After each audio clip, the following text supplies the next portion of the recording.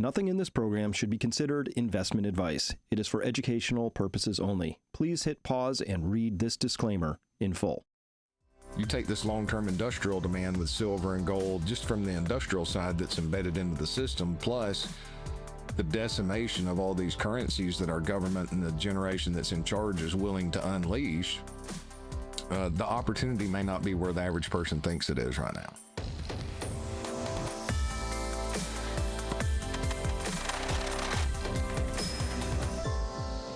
Hello, everyone, and welcome to this episode of Finance U. I am your host, Chris Martinson, and back with me again is Paul Kiker of Kiker Wealth Management. Paul, I missed you last week. I missed you too, so I'm looking forward to today, and happy September to you.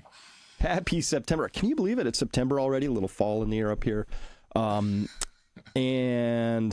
Markets are starting to look a little weird, but we'll get to that. I want to talk about inflation today because I think inflation's coming back. There's a big philosophy out there, you've probably seen it, that suggests that it could look like the 70s again. I think this rhymes, and I'll tell you why. It's an energy story. As well, we know the government obviously fibs about inflation all the time. So we got some nice stuff to talk about there. We have a housing emergency. I want to talk about that. Gold and silver. Can't go anywhere without talking about that. So a real target-rich environment today. And, oh yeah, I forgot. How could you forget this? Long bonds are screaming something across the whole developed world right now. Japan, Europe, U.S., something's going on. Yes. A lot of good topics to talk about, and a lot of warning signs are being shot across the bow right now. Well, let's just start right in. I'm going to peg this to energy. So first up, can we just admit something? Bob Elliott nailed it here. He said it's just not credible for the Fed to claim to have a 2% inflation target when it's been 53 months above target and moving higher, and they're shifting now to more easing.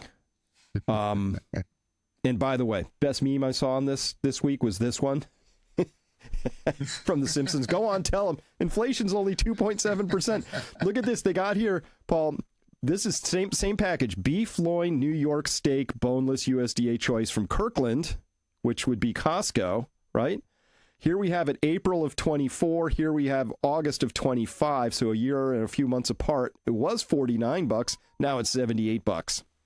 Mm-hmm. And we know why that is, right? Cattle prices exploding.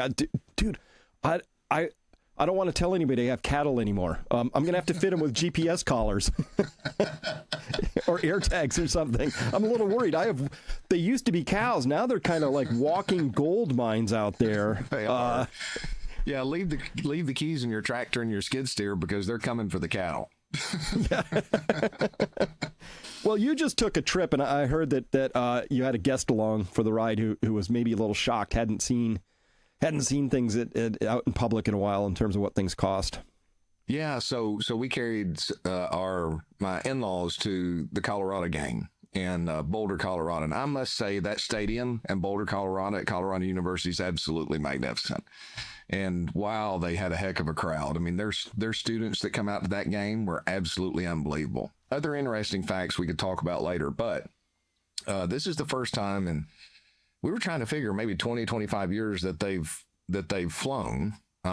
So we carried them with my father-in-law's 81, and he does a lot of offshore fishing out of Savannah. So that's their thing. They don't travel that much. They go back and forth.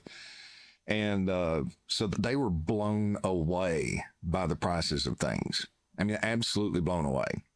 And we're used to it because we've been traveling around. He's like, I had heard Colorado was expensive, but your nice little quaint locally owned restaurants and food's really good.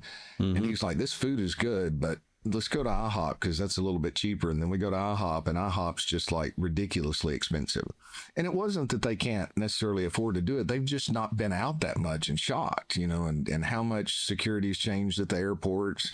It was actually comical because we told my father-in-law to empty his pockets, and he goes through the metal detector, and he looked like a magician pulling stuff out of his pockets. He's like, well, I thought this was fine. I thought this was fine. It was so hilarious. Even TSA was laughing because he'd pull something out and then he'd go back through. But they were, it was actually really sad to me because, he was a traveling salesman in the furniture industry before it got decimated by globalization. So he traveled a lot, up until probably around 2000 when he retired. And they were blown away. He could not believe how expensive things were. And Yeah. so, and it's a little bit more expensive in some of those areas, but it really opened my eyes to just how gradual, because we've traveled around, especially the football games a lot, to where it's shocking. It makes me feel it's sad for individuals to be traveling today that are on fixed budgets. Yeah. Well, I remember my first shocking moment 2 years ago. First time I had $500 of groceries in a single cart, just like, what, back in the day, $100 would like fill the whole cart. And, it's been really shocking. And so this is shocking. Obviously, cattle prices, this is actually a tale of supply and demand. And I wanted to raise this because we're going to have a supply demand story around energy, because supply, demand, price, that's the oldest and most durable of all economics charts. First one you have to learn in Econ 101. There's a graph. You got your supply and your demand, and they cross, and price is the moving axis on that, right? It makes sense. If there's too much demand and too little supply, the price goes higher, vice versa. At any rate, this is a story of somehow, because we had failed leadership at the USDA, our cattle herds right now are as low as they've been since the 60s. And obviously we have way more people. So on a per capita basis, just not that many cows out there. And the reasons for that is because the inflation has just crushed them. There was some droughts too, but hay prices. Paul, I'll spend $3,500 this winter trying to carry 6 cows, 4 of them dwarves. Well, they're not that small, but not super minis, but still 500-600 pound animals. But still, it's going to be just to carry them over the winter, right? So inflation's been intense. Meanwhile, the CPI has been telling us, 2.7%, and when you look at the components here, headline inflation's the black line at top. Housing is the biggest part of this down below, which kind of makes sense, right? But look at food and beverages. It's like, this hardly has been growing at all, Would your father-in-law disagree? No, he would completely disagree. I mean, I would disagree, but he would be very vocal and probably drop a few expletives over that belief right now. No, it's crazy what they say. And meanwhile, this was really helpful, just to understand. CPI is our inflation measure, consumer price index, right? And it's got 3 big, giant, stupid things they do statistically. I mean, there's liars, damned liars, and statisticians, right? And so BLS statisticians in that, spectrum, they do hedonics, they do weighting, they do substitution. Substitutions, for everybody listening, is the idea that if you can't afford those steaks we just showed you, you'd just substitute that with chicken, as if that was a realistic thing to do. So here you can see, Paul, that without the substitutions, obviously inflation would have been a lot higher, right? Obviously. Okay. But then we look at other things like, this is to your father-in-law's experience. They say, the actual food inflation, they say, has been 31% since 2014. I disagree. I think it's been 31% since 2020. Yeah. but whatever, right? That's my personal experience. But look at McDonald's and Popeyes. All the fast foods have been vastly higher than the so-called actual inflation. Subway at 39%. Remember footlongs used to be like $6.99 or something, and now they're $17, Yeah. So inflation's running hotter than we've been told, and people have that experience, and that's jarring, right? Because you have your own experience of it. You're like, when did like Holiday Inn become a $300 experience, right? Mm-hmm. Yeah. I mean, yeah, exactly. And hotel rooms are easily $500 in places that were $200, 5-6 years ago. Yeah. So, and that's the worst part, Chris. There's no love of the truth. There's love of narrative.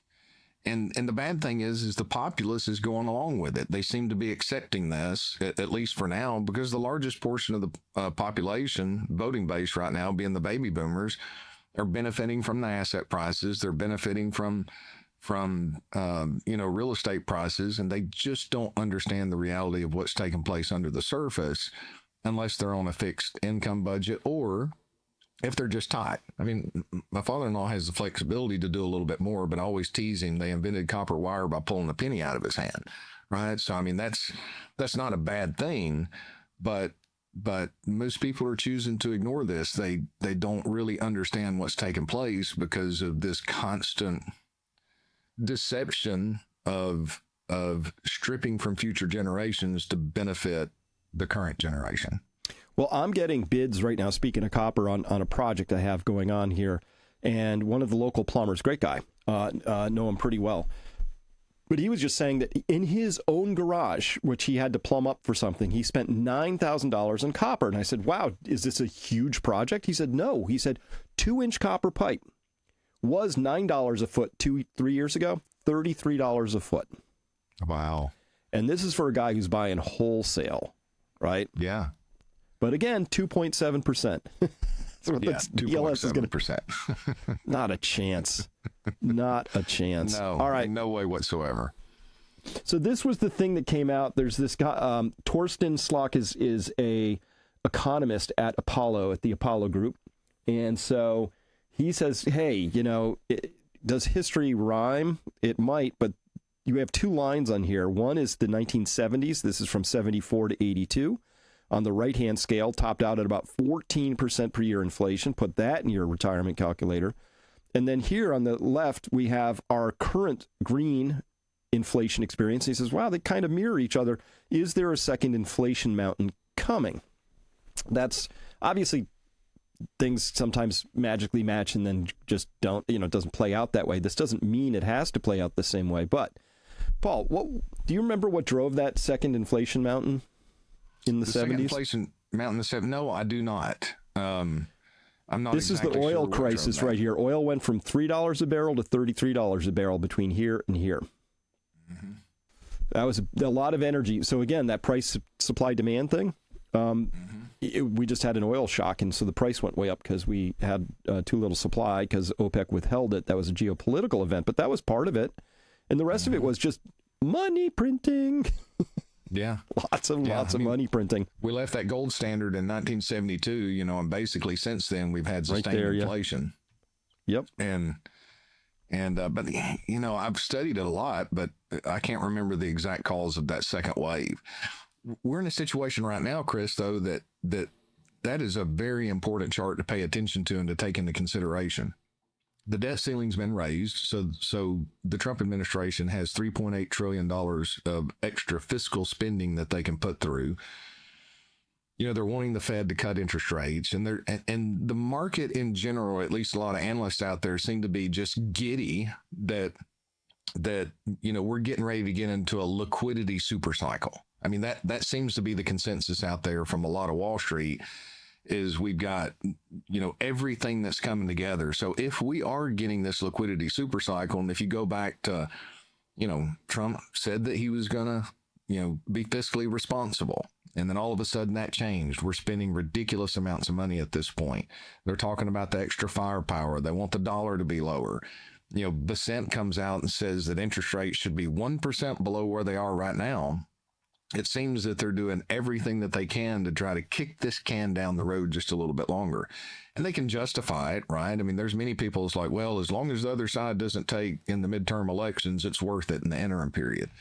Well, it may be worth it if you've got a lot of assets that you're sitting on and you're going to benefit from that. But what's it doing to the next generation? And if this continues, if that inflation comes back, one of the things that I've seen, Chris, is there is a lot of animosity building towards the baby boomers right now. Like I'm seeing this around the edges because there's a lot of judgmentalism about, well, you just need to work a little bit harder. Interest rates were 17% when I was younger. That's true, but you're still only spending about 19% of your income on mortgage payments at the time and about 17% on rents because they were lower. Today, this younger generation's having to spend closer to 39% of their income on a standard mortgage. And these policies could potentially make the affordability crisis even worse. So, I mean, that inflation coming back, I think if it does, and it looks like every policy that's being instituted or desired to be instituted with a weaker dollar, lower interest rates, and even what the bond market and gold's telling us right now. I mean, gold's breakout has been huge over the past couple of days. Silver broke out a month and a half ago, which is huge. And I know we talked about the big breakout that gold had like 2 years ago. And that's followed through. So most of the indicators are telling us that it's a high probability that inflation is going to come surging back. Well, there's real signs. You mentioned gold, but also I think bonds are telling us something. I want to get to both of those, but the first thing I want to get to, Paul, is again, a lot of what happened in the 70s was a story of energy, right? What didn't help, it wasn't the only thing, but it didn't help. So it was energy plus money printing plus coming off the gold standard plus, right? Inflation is fundamentally a loss of confidence in the currency. And so we look at that. Can we talk about this? So again, the BLS will tell us we didn't experience this much inflation, but this is what we have experienced. So this is a 35% increase in electricity costs on average over the past 3 years. And right here at this little elbow right here, this is when ChatGPT launches. So I think you can sort of figure out what's going on here. We've talked about it. Massive data centers are going in. And so this is a big deal. So you mentioned X% of a budget going towards housing. Well, 35% more is going towards paying electricity bills in just the past 3 years. That's tremendous.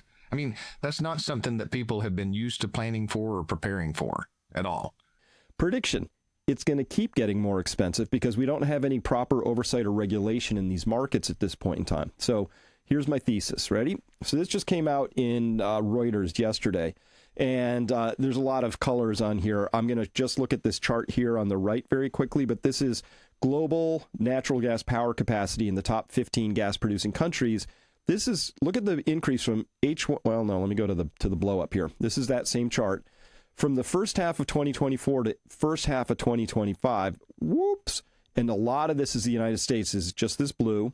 So it says here that pre-construction of natural gas plants, power plants in the U.S. is 6 times larger than it was a year ago, moving from 15,000 megawatts or 15 gigawatts to 90 gigawatts. So I calculated it out. That's going to be about another 8 billion cubic feet per day of demand. And that's all in construction. It is coming, right? Mm-hmm.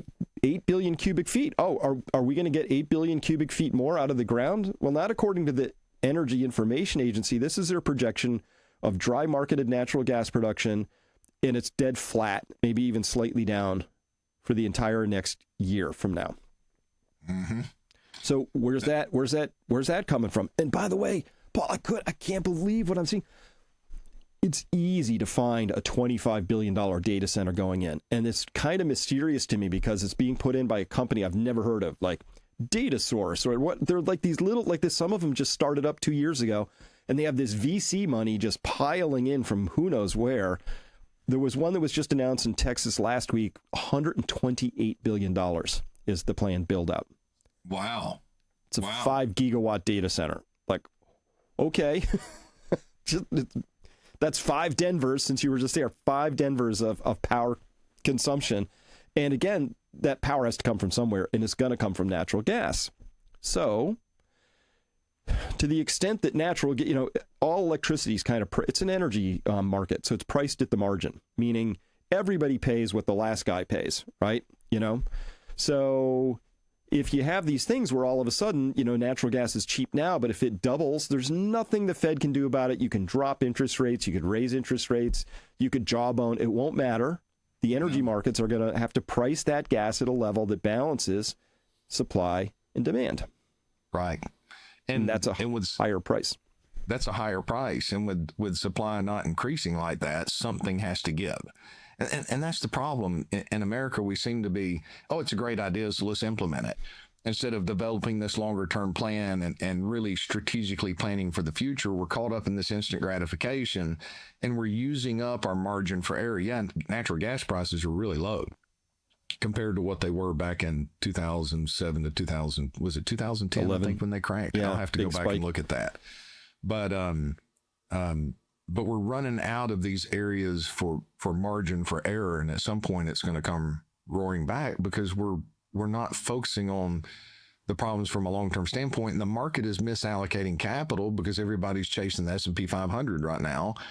Instead of going to where it should be going, it's just passive investing. Let's throw it in there because it's been working, and just a massive amount of marketing that Vanguard and the other index providers have put in there to convince people that passive is the right way, and it has been for a while.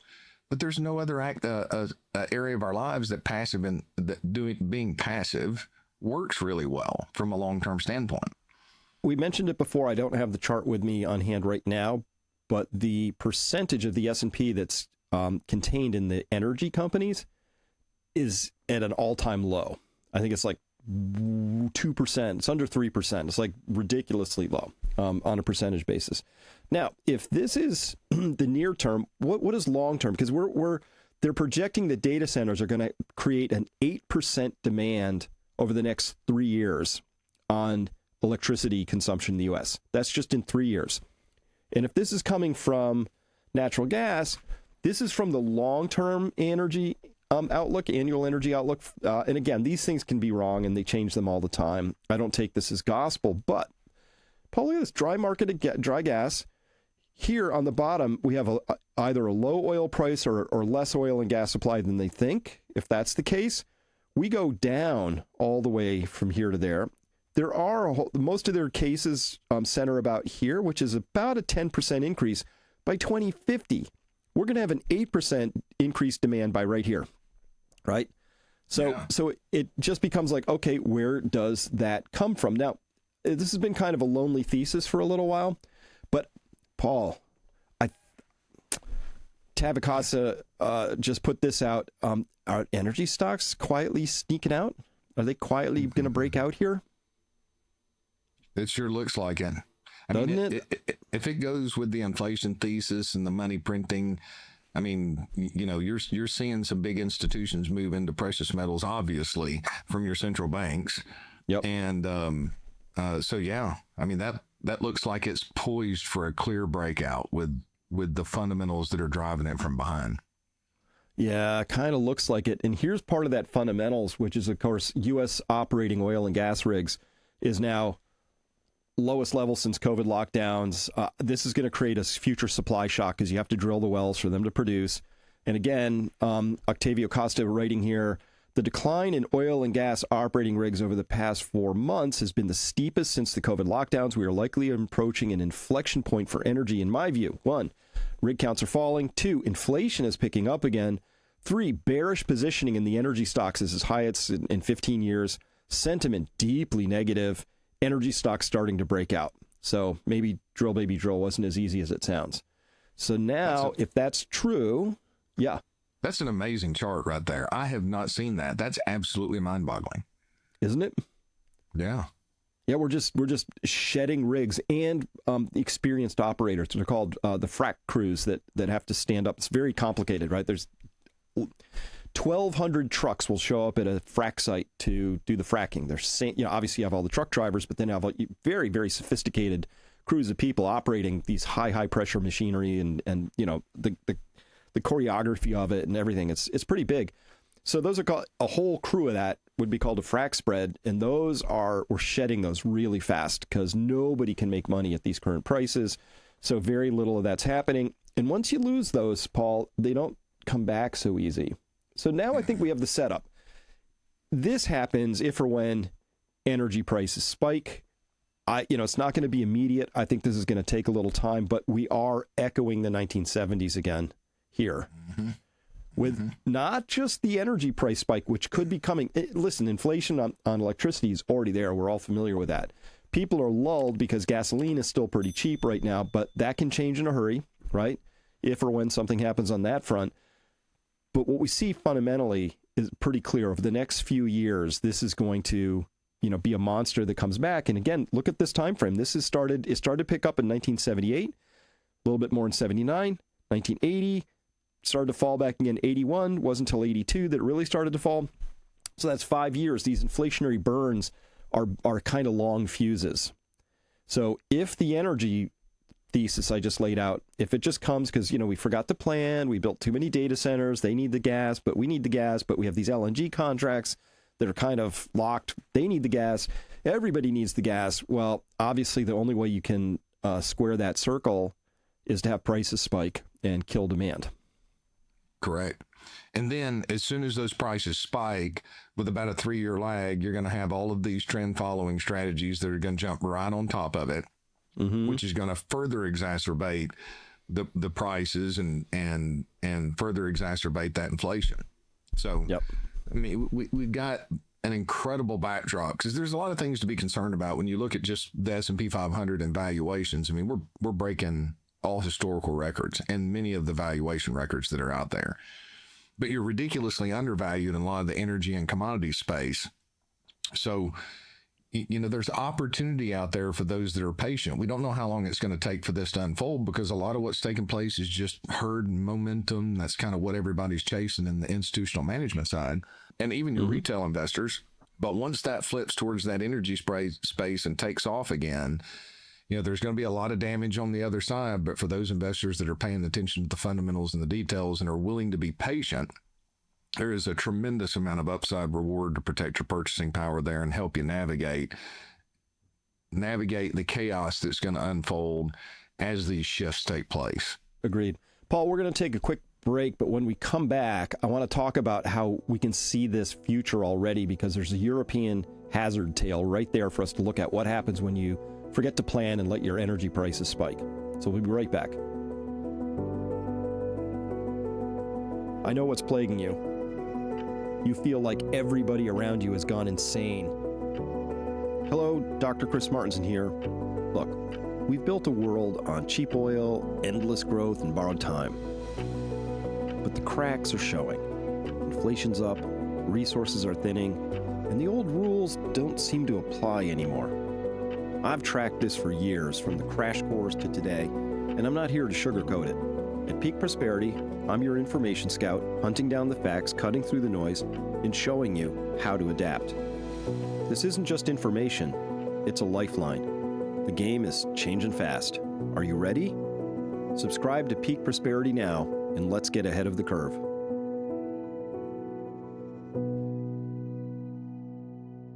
That's my favorite sponsor, by the way, that we just heard from there. So I want to talk about this, a European hazard tale. We've covered it a few times with Paul. This is possibly some of the biggest news I've heard in a while because war tends to follow pipelines. It's just one of the old maxims out there in the military space because obviously energy is everything. It is the master resource. It's power. So this was just announced. Huge news. Russia has finally signed a binding agreement, according to Brian McDonald here. And this is true. Not just him. I found this is actually true. With China on power of Siberia 2. It's a 50 billion cubic meter pipeline that's going to run through Mongolia from their Siberian fields up in Yamal. That stuff used to go to Europe. That was the stuff that got sent over and went down, came all the way down across here and down through the Baltic Sea, through the pipelines that got blown up.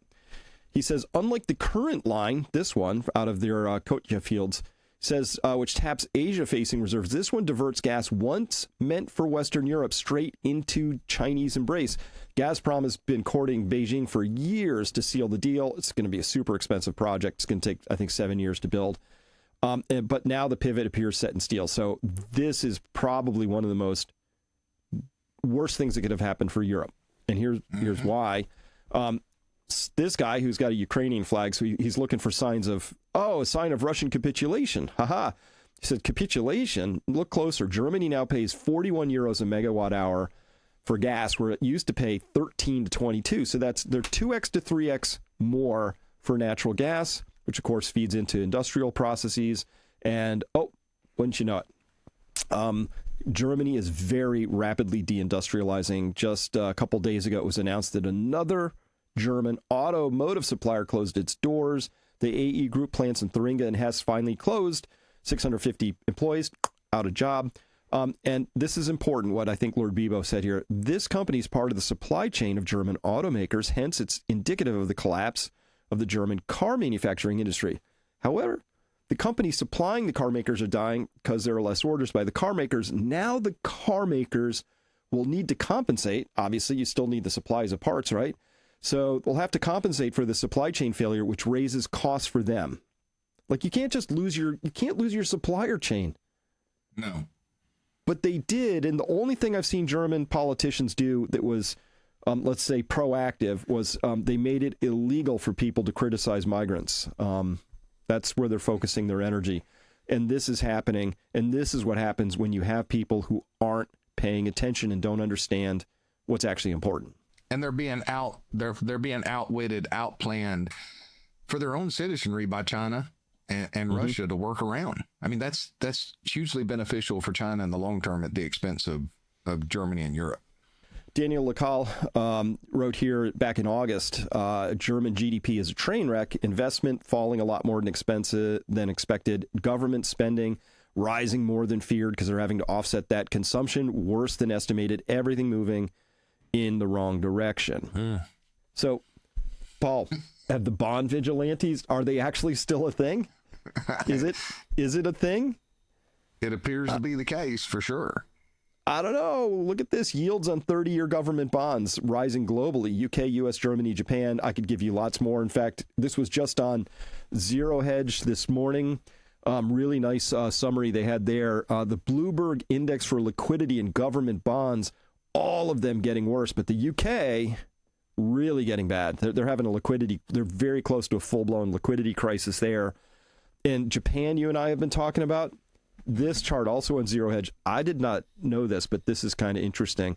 As Japan's 30-year bonds are blowing out, gold has been tracking it. So that raises the specter here for me, Paul, that what gold is really telling us is a little bit less about inflation and a lot more about the possibility of a sovereign debt crisis, which becomes very quickly a solvency crisis. Yes. And I like that chart. I saw that chart a couple of days ago or within the past week. Yep. I just sat there and stared at it for probably 10, 15 minutes just thinking about the ramifications. Because if you look at gold that's moving just, if that's one of the indication on the 30-year and it's not necessarily fearing inflation yet, I mean, I think it's in combination with both of them. Can you imagine how much greater the performance is going to be when it starts moving over fear of inflation, not just the longer term yields going up, which yields are going up because why in the world right now would you want to tie your money up for 20 or 30 years unless you have to, or unless you're forced to from an institutional management standpoint, when we clearly see that all the governments of the world want to try to inflate this away. They don't seem to be scared of inflation in any way whatsoever.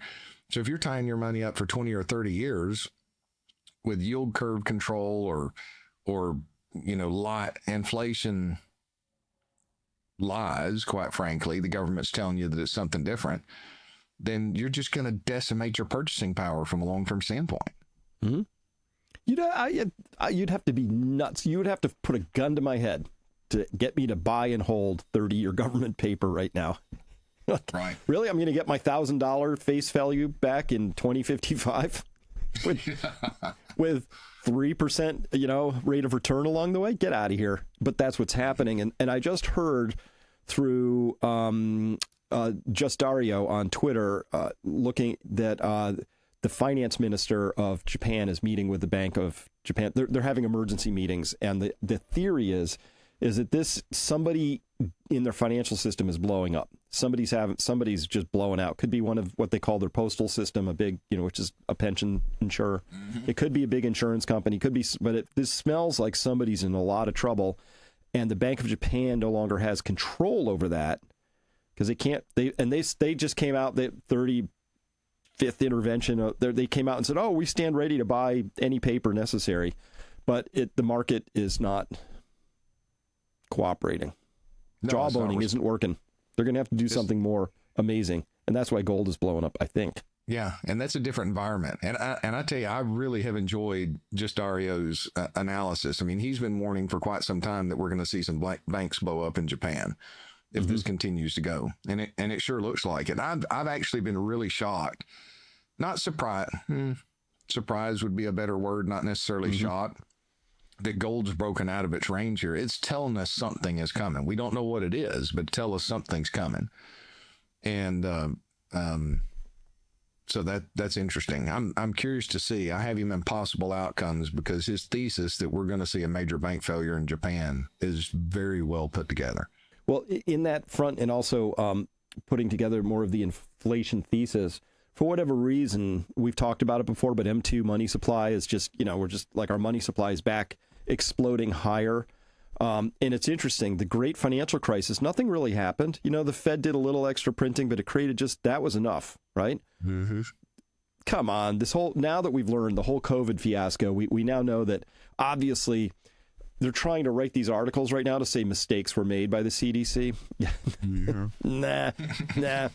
That was a self-inflicted wound, right? We did not need to shut the entire economy down in emergency print because of a 99.95% survival rate overall. That was just mistakes were not made. Somebody did something. But we're back to seeing this. And so if you want to know why stocks really aren't selling off or Bitcoin's holding tight or gold is going up, it's because money supply is back growing at a very fast clip right now. I don't know how that's happening. I'm still trying to unravel that. It's murky to try and figure that out. Just murky. It really is, because I want to know what the source is so that we can watch that. But there doesn't seem to be one individual source that's out there that you can put your finger on to say this is exactly where it's coming from. Mm-hmm. But you can obviously see it in different asset prices, and especially silver starting to break out. Gold miners have been on a ridiculous run. Yep. And then, I say starting to break out. Silver broke out, consolidated, and broke out again. And then this bit, gold's consolidated since, I've got a chart in here if I pull it up. Gold's consolidated here for a while. So I'll pull it up here in a minute. You can talk about something while I'm looking for it. But there's a lot of warning signs right now that that's going to continue. And what we're seeing by Besant and the administration is all of these ideas to continue to just provide liquidity. It seems that that's the only response that they know.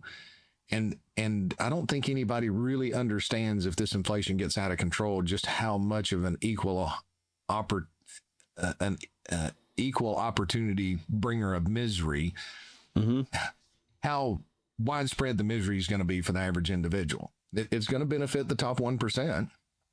It will, but it's going to, eventually there's only going to be 1% left, and the 99% is going to be hurt. And it's eviscerated the middle class for the most part already over the past 10 years. Yeah.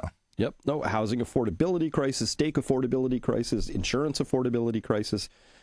And the thing that bothers me about this, Paul, from a moral standpoint, is that they always try and talk about it as if it was like this comet we didn't know that came out of the Oort cloud and visited our solar system. Like, oh, look, inflation's here. It's an act of policy, okay?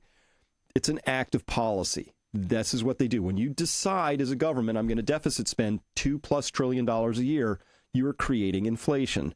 When you decide to monetize that with a few little hooks and wiggles as the Fed, you are monetizing inflation. This is just how this works.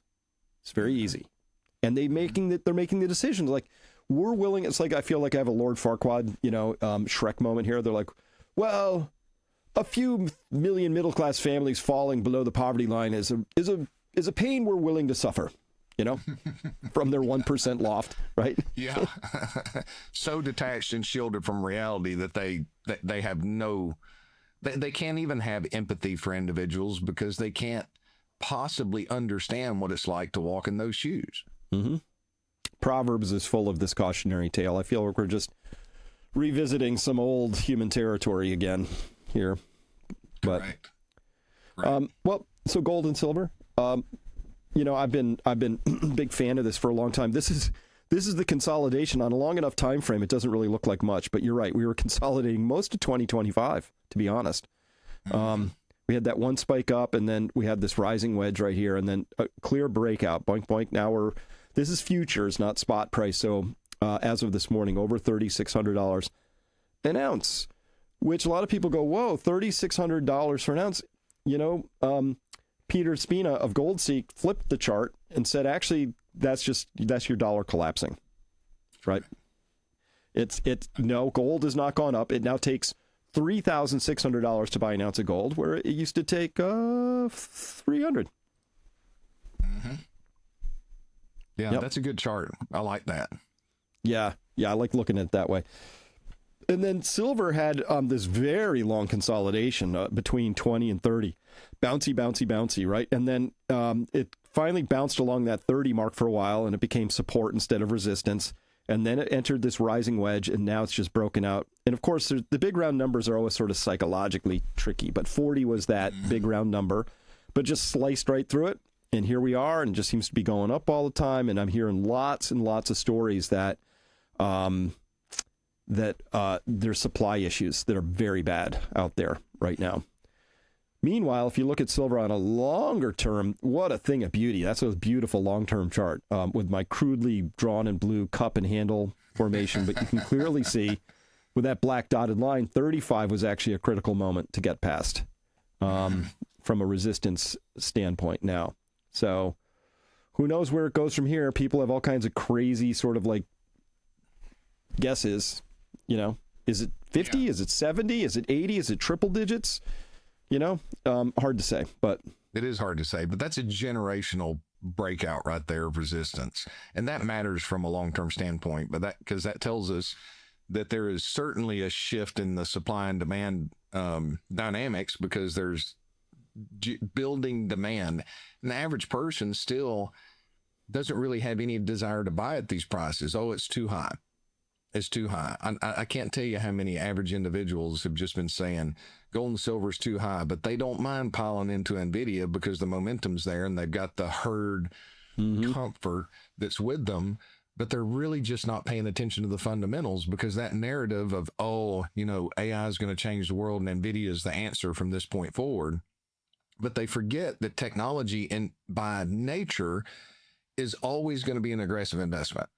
Because what happens to NVIDIA if somebody comes out with a better solution that's faster for less energy consumption, then overnight that demand changes to somebody new.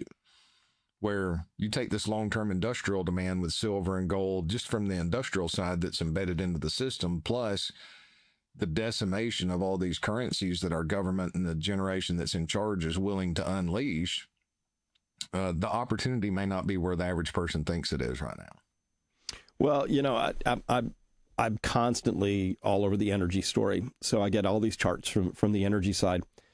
And this is a pretty impressive chart showing U.S. solar and nuclear compared to China nuclear and solar. And China's nuclear is coming on like gangbusters. But you see this China solar? It's just like, this is actually a silver chart. This isn't because silver is used so much in the solar side of things, right? Obviously in the panel construction. So when I look at this, I go, you know, we're going to have to take this into account. And by the way, saw this come out from Outcrop Silver. Good chart. This just shows supply and demand. Remember, we keep talking, Paul, supply, demand, price. I've been shocked that for the past 6 years, silver's been in this huge, sustained, massive structural shortfall. Much more demand than supply. So obviously the price should rise a lot. It didn't rise. It was like bouncing between 20 and 30. The whole time we were just locking in these giant structural shortfalls. And that's why back here-ish, I put out for my subscribers, I said, hey, not investment advice, but I've never seen anything like this. You know, silver at that time was $18 an ounce. And I said, this is going to have to resolve to the upside. Same story I think I have for natural gas. Again, what's the shocker in this? If a huge supply suddenly comes from somewhere, right? That could always happen. Got to be aware of that. You know, no guarantees of anything. But 1 year is kind of a bad thing. 2 years, okay. 3 years now we have a trend. 4 years, this is a thing. 5 years, that's just, you know, what are we going to do about this? Mm-hmm. So we're going in, this is going to be our 7th year with a structural shortfall in a row. Well, and what happens when investor demand for silver starts to move over there for protection of purchasing power, because they're going to pull it off the shelves. That's going to reduce the supply that's out there. And then at what price are you going to be willing to sell that back into the market? You know, there's going to be a price where it makes sense to diversify away from that. But the more money that starts flowing into that sector, the less demand is going to be available for that industrial demand. What else happened this past couple weeks? You know who showed up on the 13F for SLV, the Silver Trust ETF? The Saudi Central Bank. Seriously? Is now one of the top holders of SLV. The central bank, not a Saudi citizen or a Saudi domiciled hedge fund. The central bank. First time I've ever seen a central bank show up on an SLV prospectus readout. Wow, I did not know that. That's interesting information. But yeah. I think they should buy silver directly, but maybe they're not allowed to, you know? Well, just saying. That's what I was thinking. I'm like, why didn't you buy SIVR or something like Aberdeen that's 100% physical Yeah. or the spot that's 100% physical instead of having the derivatives contracts in there. So, hey, whatever. But that's a big deal that they're allocating in that direction. Yeah, and we just had the USGS just had their critical minerals summary, and a couple new things snuck on the list, and silver was one of them. I can't believe silver wasn't on the list all these years. They finally put it on. I don't know what that means. It doesn't mean, well, Russia started a strategic stockpile of silver because they now know that if you're going to do these drone things and everything's about drones, the highest energy density battery we know about in the world is some version of a silver oxide, right? Could be silver zinc, silver manganese, whatever.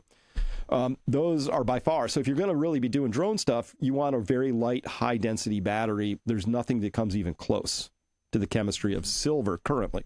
So it's interesting. And it's fun for those of us that have been looking at the fundamentals, paying attention and willing to participate in those areas. And it took quite some time of patience to wait until you started getting some of these breakouts to allocate capital in those directions, as well as, averaging in over time. Yep. But there's certainly a lot of upside potential there. But I do want to warn investors, it's not going to be just straight up and easy from here. There's going to be all kinds of volatility in that space. But this is one of those things where you do get those pullbacks, not a recommendation, specifically just something for people to consider for educational purposes. When you do get those pullbacks, I think it's going to be important to buy those dips, just like it was important to buy some of the S&P dips over the past. That fundamental demand changes and the money's moving in that direction. Institutions are starting to move. Big money's starting to move in that direction. yeah, what do you do as a portfolio manager, a wealth manager, when you see a breakout like that in gold or silver? Well, it depends. If you're seeing something that's a target in the portfolio, like specifically with gold, so, a long time ago, back in 2016, after exiting in 2012, approximately somewhere around there, you get a long-term buy signal. It was pretty easy, though, when gold was back to 1,100 an ounce. It gets a little bit harder when you start consolidating. So one of the things I've been talking to people about is, hey, gold's been consolidating. Let me show that chart because it's a good educational point here. 3,200 to 3,400. It just bounced for months. Up and down, up and down. So if you take a look, so what I'm showing here is just gold. This is end of day. So this isn't pricing in today. This is yesterday. Spot price going back to 2023. So this is a weekly chart, what we're looking at. So we had the nice breakout that occurred back in, what was that, February of, is that 23?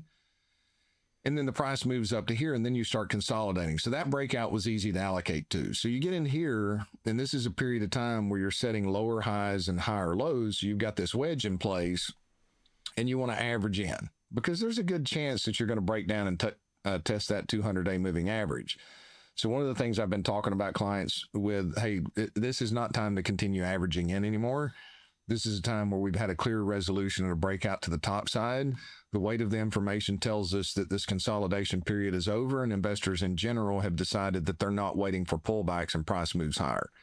So in that case, you have to act on those breakouts, specifically if the fundamentals are in line and it's a target in the portfolio. Now, just because something breaks out, if it's not a target from a relative strength matrix, we may not necessarily allocate to it. But if you're patiently waiting, averaging in is prudent so that you've got some capital available. So if you get a pullback, you can take advantage of that.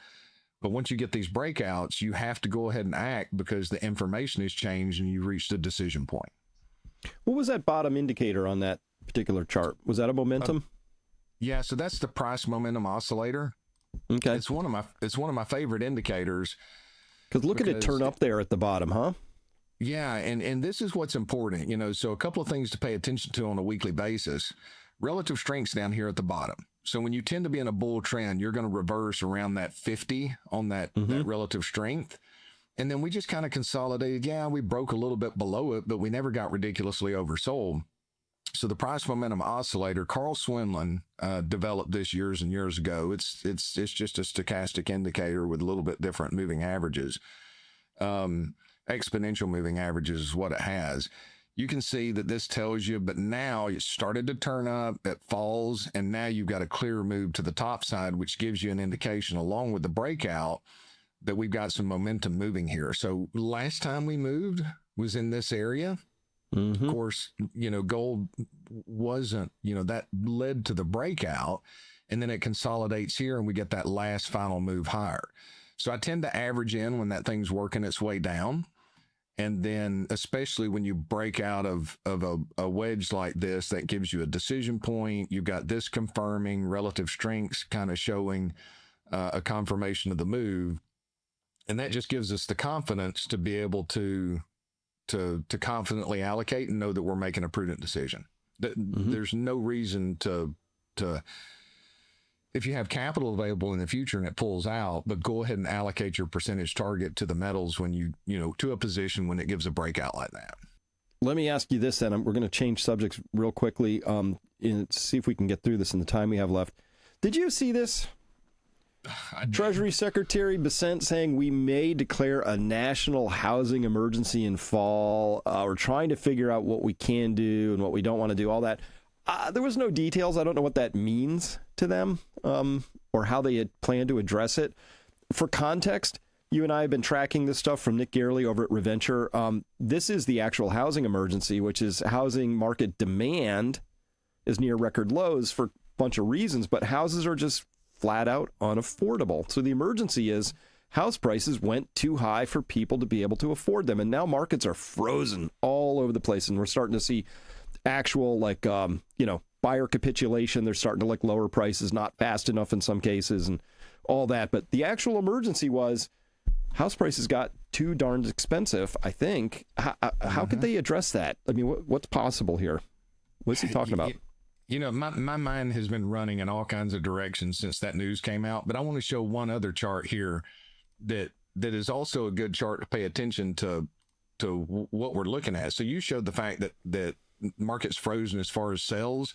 Mm-hmm. So this is dividendology, buying versus renting in America. So you go all the way back to the 1970s, you can see cost to buy was a little bit higher, but look at the difference here between the cost to buy on a monthly payment standpoint, the cost to rent. Both of those have accelerated.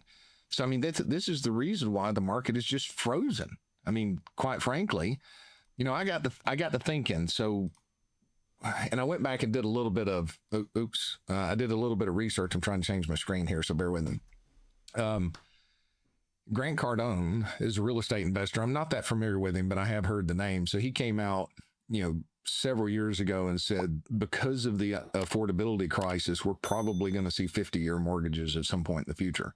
So, that's the first thing that came to mind is what are they going to do? They're going to they're wanting to print money. They're wanting to throw interest rates to zero. They're wanting to break the dollar down. So what are they going to do? Come out and say, because of this emergency, we're going to put 50-year mortgages out there. We're going to change that. Well, what in the world is that going to do to the housing market? I mean, that unlocks a tremendous amount of demand because of the fact that most people, especially the younger generation, is so in debt from college and cars and the cost of living and wages not keeping up and having the purchasing power that it did before. All they care about is payment. So if that lowers the payment to the point, then now all of a sudden, it makes it a little bit more affordable from payment. But my gosh, you've got 50-year mortgages. I mean, this is insane. And then, but there's also a precedent with the Federal Housing Administration, FHA. Back in 2023, they started doing loan modification programs for people that got in trouble and stretching them out to 40-year mortgages through FHA. So that's one thing that I'm really concerned about that they can put into place. Now, let me step back and give you a long-term picture before you move into another idea. I used to do a lot of water skiing years ago. In the 1990s, you could buy, if you went to buy a boat or even a car, you couldn't borrow money for more than 3 to 4 years. Now, back then, price of a boat, we got them at cost from a sponsorship. So let's just say a Mastercraft ski boat was $35,000, something like that. Well, those same boats now are selling for $125,000 to $130,000. You've got $400,000 wakeboard boats out there, $300,000 top of the line. But when I was at the boat show several years ago, because I've been out of skiing for some time, you can get 30-year mortgages on these things. So you keep, for an asset that depreciates in how many years? Yeah, boats don't last 30 years typically. Ridiculously quickly they depreciate. So what have they learned in that industry? Easy credit, longer payment, lower payments, longer terms is something that can kick that can down the road a little bit longer. So that's what I'm worried about it. I mean, I'll be heartbroken if that happens, but I'm also going to tell, my daughter and some of those that are out there waiting, you got to move now. I mean, you just have to move, because that unlocks a tremendous amount of demand for these houses, because it does make it a lot more affordable from a payment standpoint. But it's terrible from a long-term standpoint on what people are going to be doing and the interest they're going to pay over that period of time. Oh, no, that part's awful. But let me play devil's advocate. So, yeah, Trump's going to get, a very compliant Fed person, and they're going to lower short-term rates. But as you and I saw, when they first lowered those 50 basis points September last year, right?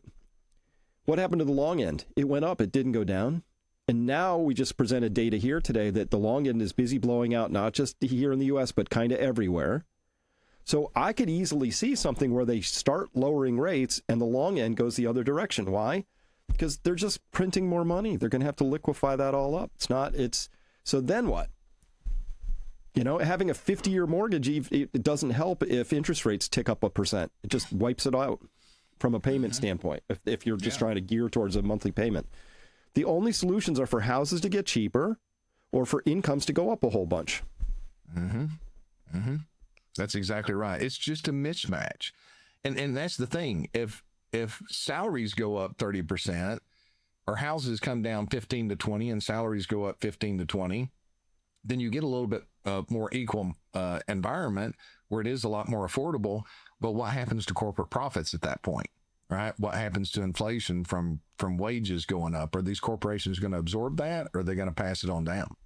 So yes, something has to break. And there's so many ways that they could solve it. Just, do you have to have a crisis? Just let the free market work itself out. The market's frozen right now. If we let this go forward and house prices drop 20, 30, 35, 40%, now it becomes a lot more affordable, right? Yep. It just becomes a lot more affordable. And get institutions and foreigners out of buying residential housing. That's another thing that they could do. Yep. Well, as we discussed earlier, it's always possible, too, that the government may issue mortgages directly to first-time home buyers, say, and do it at cost, basically, whatever the government's borrowing cost is. Let's call that 4% right now. Interestingly, Paul, that would put first-time home buyers on an equal capital cost footing with BlackRock and the other big institutional purchasers, because they don't borrow mortgages at 7.5% or 6.5% or whatever. They get money at the cost of capital for big boys, right, which is 4%. So they would be able to, you can't compete, right? They're going to they can make money at that still doing that. So maybe they could do that, but that would be kind of weird. We would be basically nationalizing housing, which is kind of an interesting, it's a weird thing. Well, let me put it this way. Paul, which government program led to costs falling for anything? Isn't that like Bigfoot? Like, supposedly it happens, but you never can prove it. There's one blurry photo, but people can't validate it. That's right. Not one anywhere. Right. Right. I mean, go back to healthcare costs. At this point, we can look back. Obamacare was supposed to solve healthcare, but all it did was reduce expenses, create profitability for Wall Street at the expense of the average individual. There's not one out there that has done so. Yeah. Well, remember, so just to complete, there's one thread hanging out here I just wanted to tie up, is that the Trump administration threw away the top line. We're not going to control expenses. We're going to grow the bottom line. We're going to have our economy grow. On that front, here's the consensus forecast going in through, this is pretty, every one of these countries is now sort of headed the wrong way, sloping downwards, and spending more to try and, get past that. And the United States just came out with a pretty hot reading for Q2, but I just wanted to digest that a little bit so people would understand it, because it's going to be trumpeted, so to speak, as this really great victory. But actually, if the real GDP change clocks in at 3.3%, consumer spending barely above, investment clocking negative, government flat, exports. What happened is this is an accounting trick, because GDP equals this plus this, but exports minus imports. Imports fell a bunch because of the tariffs, and that contributed 5+ points to the overall thing, which averages across all of these and gives you this headline. This is an accounting trick. That's declining imports is not actually the same thing as GDP growth, although that's how the formula presents it. I get why they do it that way, but I just want to be clear, like, oh man, the economy must be doing better than I thought. Why are all these people having trouble getting jobs? Why are we seeing, all these recession indicators when we have 3% growth? It's because this was an accounting trick. Mm-hmm.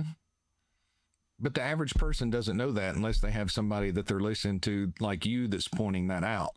All they know is the news media in the evenings is saying, hey, GDP is greater than what it could be before. And in this environment, they feel a ridiculous fear of missing out. And it's like, oh, I got to get my capital to work right now. And it works in the short run. But when you're not paying attention to the rest of the story, I don't know why I've been thinking about Paul Harvey lately. Some of you out there will know Paul Harvey. It was when I was a kid, I loved the rest of the story. I guess that's just built in my nature. But the rest of the story is not as good as it seems. It seems to be we're in a world of nothing but propaganda at this point. Narrative. It's true. It's true. So Europe's in trouble. Okay. And there's nothing they can do about that. I feel sorry for all our European listeners. They have a tough road in front of them. But just sort of wrap this up today, Paul. I'm really worried that we have another big round of inflation coming because I don't see the spending restraint. I don't think we're going to have the top line growth that they want, underlying growth they want to see, and we're about to have these energy inputs that there's not a lot we can do about them. It's kind of baked in the cake, right? So if that happens, this is something I would advise people to keep an eye out for. If over the next 6 to 12 months we start to see energy really turn the corner, if we watch those XLE stocks break out to the upside, that says that this is a realistic possibility. And what am I talking about? I'm talking about $5, $6, $7, $8 a gallon gasoline. I'm talking electricity bills twice as high as they are today in the future. Things like that, again, do not contribute well or positively to any affordability crisis we might be having in housing or otherwise. So to protect for that, obviously, I think you got to be nimble.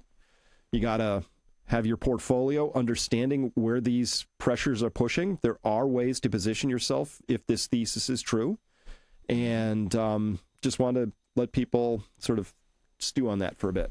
Yeah, and there's ways to position yourself if the thesis, which I believe the thesis is true, but let's say it's 2 or 3 more years before reality comes home to roost. Okay, so what do you do as an investor right now? You got a couple of options. Most of Wall Street's going to tell you you've got one option: passive, throw it in the index, trust us, and it'll all work out. Okay, I don't think that's a love of people, especially when you look at what this administration is doing, trying to open up private equity to 401k plans. I believe that's just a disaster that's going to ultimately hurt the average individual dramatically. People seem to be used for certain things, and that's why instead of loving us enough to give us the truth and the clear truth and the pain of the truth, they use us as a narrative to accomplish some goal. But you got a couple of choices. You can just be passive. You can hope that it'll all work out. You can stick your fingers in your ear and close your eyes and just hope that it's all going to be okay. Okay, but hope's not an investment strategy in any. You do the work and you put in the effort and you make the sacrifices, and then you hope that you're rewarded, because you can do all the right things and not necessarily get instant gratification or be rewarded in the short term. The other option, which a lot of people unfortunately will do, is they recognize that this doesn't make sense. They don't know how to navigate it. So they go all park in short-term treasuries or cash or CDs or whatever. That's the opposite extreme, because the market can stay irrational far longer than you can stay patient or solvent if you're short this market. That's another option. You can short it and you can go bankrupt in that situation. The problem with sitting all in cash and just waiting until you get this opportunity for it to arise is you're never going to get a perfect backdrop. Even if these markets come apart, you're still going to be scared to death that it's going to go lower because you're making that emotional decision. So those are the binary extremes. There's a third option. One, you got to recognize that you're not going to be able to navigate an unknown future perfectly, right? There's so many things that can go wrong.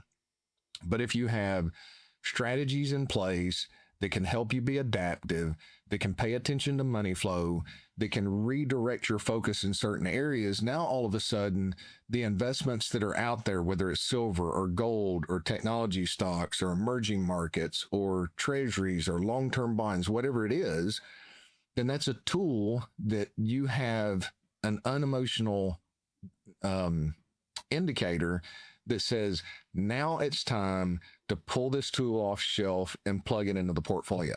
That's what we did with silver a couple of months ago on the breakout.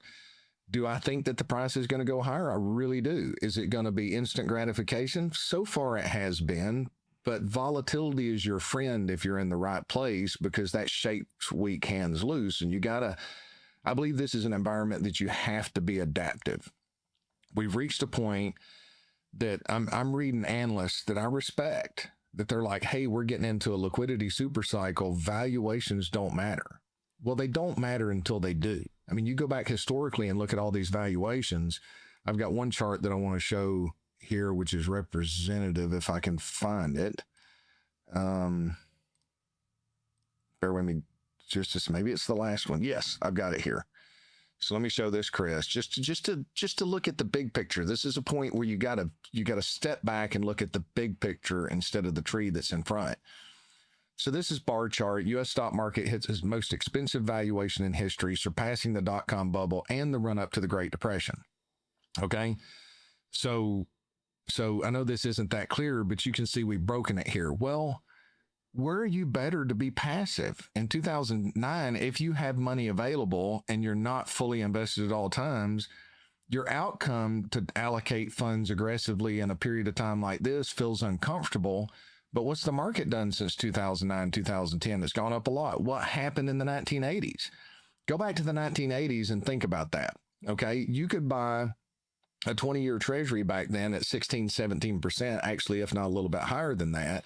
And yeah, that did good if you held that over that 20-year period of time. But once that opportunity was gone by the 1990s, valuations were low and you were better off to allocate capital to the markets.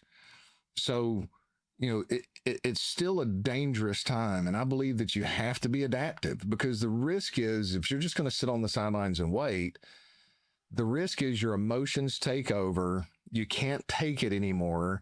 You subconsciously believe that this time is different and you pile all in at the worst time, right? I mean, that's everybody's fear. Or if you're passive, you're hoping that these leaders are all going to work this out, but we're in a period of time from valuations historically. Yeah, it might last another 2 or 3 years. I could build the argument that we're going to shatter all the historical records for valuation, and maybe we've got this new regime of higher valuations. But you can notice that thing trends up and down. So even if it trends higher, there's going to be some pain at some point in the future. So I believe the most prudent path right now is to be adaptive, to be open-minded, to be disciplined, to focus on where you want to be 4 or 5 years from now, pay attention to the fundamentals, and make the best decision that you can with the information that you have today, and change your stance if the information changes. What was it John Maynard Keynes said? When the information changes, I change my mind. What do you do, sir? I'm sure I butchered that. No, but that's that's pretty essentially close. what he said. Yeah. Yep. So that's what we have to be. But I believe the worst advice that you can give to somebody is just passively allocate, stick your fingers in your ears and close your eyes, right? Everybody makes fun of the ostrich as it sticks its head in the sand. Well, that may work for a while, but you're not adaptive when the information changes in that circumstance. So that's what we do. That's what I believe, that you should be adaptive. And Chris, it's a rare breed of anybody that is adaptive and tactical in their allocation. Now, there are people out there, but they are a rare breed at this moment. And I believe those are the ones that are going to help people navigate the days ahead much better. It's not going to be without any bumps and bruises. And it's not going to test, you're not going to be able to get through this without any testing of your patience and your discipline. But you got to work a strategy that gives you some adaptation for the world we're walking into, because things are changing. I mean, this is a major turning point that we're so huge. Either fortunate enough or unfortunate enough to live through. I think it's fortunate enough because I tend to be an optimist, and the prudent foresee danger and hide themselves, while the simple pass on and are judged for it. So prudence is more important than anything right now. Well, I have one more chart to add to that wonderful sort of summary of this. S&P dividend yield is the lowest since 2000. Now, why is that year important? Charlie Bilello coming up with this one, but yeah, 1.19% dividend yield. So obviously people are not buying into the S&P for the dividends because you're getting crushed. If you're in there for the dividends, you are losing money, right? Because inflation's running a lot hotter than 1.19%. So we must be into it for the appreciation that's going to happen, right? And so that's a slightly different game. It's a speculative game. So then you have to know if you're speculating, like in housing, gold, and you just have to kind of know where are we in this story, right? And just beware that when you are speculating, you are saying, I know that I'm going to sell this to somebody else for a higher price. That's my plan. That's the plan right there, right? So at any rate, we'll see how that plays out. But that was just one more to add to our wow, stocks are expensive headline story set. That's a really good chart. Yeah, because dividends shelter you if you move sideways for a period of time. I mean, you look at something like EWZ or ILF, which is Brazil or Latin America. Look, I know Brazil's got all kinds of issues out there, but you're getting a 7.5% dividend yield approximately. I don't know exactly what it is right now because it moves on a daily basis, but 7.5%. Well, hey, if you go sideways for 5 years, that shelters you for some income that you can utilize off of that. 1.1%, that's a completely different environment. And the problem is most investors are going to Vegas thinking that it's thinking that they're making an investment. That's one thing if you go to Vegas and you know that you're gambling, right? If you lose, you set your parameters. I mean, I'm one of those that I'm not a gambler as far as but I like to play blackjack. So I set my money. If I lose this, I'm done. Right? If I double it, I pocket my money and then I get really aggressive and I can win a pretty good bit of money if I get lucky. You know, you work strategy, but there's still luck that's associated with it. And most investors don't realize that the media, the money printing, the self-serving interest of the CEOs in America have turned the market into a casino so that they can extract money over the long term out of the pockets of other individuals back into themselves. And I want to go back to that quote that I saw. I saw it on X the other day, you know, and it was by Wisdom. I love this thing that they post, just wisdom that they post on there. It says, people were created to be loved. Things were created to be used. The reason why the world is in chaos is because things are being loved and people are being used. And it's that love of money right now that's causing people to be used. And our job is not to be used or do everything that we can prudently do to keep from being used and surround ourselves with people who are like-minded. I don't want to be surrounded by a feedback loop, but what I mean is like-minded, that the greater good is better. We make investments in fundamental. We're looking for prudence and we're disciplined. We pat each other on the back and we encourage each other because we know that we're walking down the path of wisdom instead of the path of speculation. Indeed. Well said. So with that, Paul, we're out of time. And anybody who's been watching this, if you want to talk to Paul or his amazing team, just please go to peakfinancialinvesting.com, fill out a very simple form. Lots of people have been doing it lately. And somebody from Paul's team will be back in touch with you within 48 business hours to get the process started. And Paul, I understand you're pretty busy these days, so glad to hear that. But that means people are listening, and I think there's a little nervousness out there, which there should be. And I've noted that of the feedback I've seen, a lot of people just say, hey, I don't trust these markets, right? Something's wrong here. I don't get it. I want to be protected. I just don't want to lose. You know, what can we do? And of course, everybody's situation is unique to them, and no two people are alike. So that's why I love working with you and sending people your way, because you treat everybody as the unique individuals they are. It's my honor. And we serve people, not money. And everybody's circumstance is different. And that's why the plan's so important. You know, we help them focus on what they need to do to be successful and what pitfalls are potentially there in the future, instead of some arbitrary, you know, index. Because if you don't know what you have to do to be successful, then it's easy to get sold this idea that you have to beat this arbitrary index. And you know, that's great for raising assets for certain firms.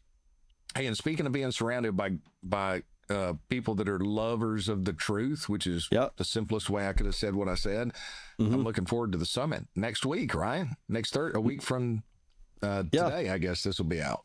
Yep. In a week, I'll see you up there and a lot of Peak followers. So very much looking forward to that. Oh, it's a good time. And it's just so relieving to be surrounded by people who are educated, informed, and most importantly, open-minded and lovers of the truth. Right. So, yeah.